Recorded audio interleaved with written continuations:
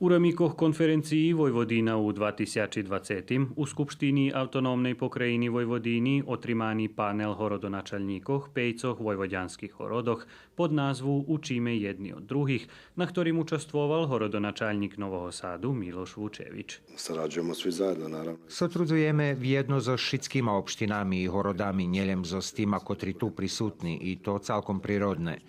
Dumam, že tu njet zavisi. Jednostavno, dahto uspišnejši u jednim projektu, dahto u nekim drugim segmentu i keďže dahto uspišnejši u dačim, ne treba še hanjbic, ali treba od njoho učic.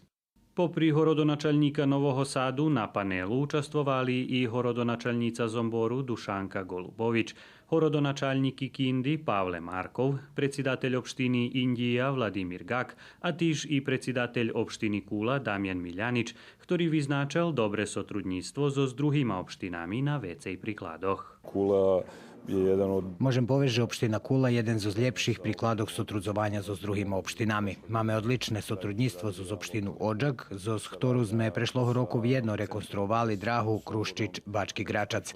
Sotrudníctvo so s Zomborom tiž barz dobre. Vjedno sme delegovali jeden barz važný infrastruktúrny projekt, ktorý potrimala i republična vlada, a to švitka obichodnica od Bačkoho bregu, Zombora, Kuli, Verbasu po Kikindu. Tiž tak už da skeljo roki sotrudzujeme zo opštinu Verbas, a máme i zajednické regionálne podprijemstvo i prečistovač, ktorý treba, že by potpolno riešil problém kanalizácie u opštini Kula i u Verbaše. Konferenciju organizovali magazini Diplomacy and Commerce i The Economist Šved u 2020 pod pokroviteljstvom pokrajinskej vladi.